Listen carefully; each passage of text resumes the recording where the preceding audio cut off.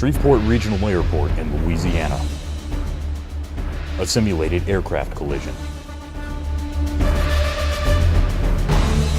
When disaster strikes on base or in the local community, airmen from Barksdale 2nd Medical Group work together with fire and medical technicians from Bossier City, Shreveport, and Caddo Parish as part of a mutual aid understanding.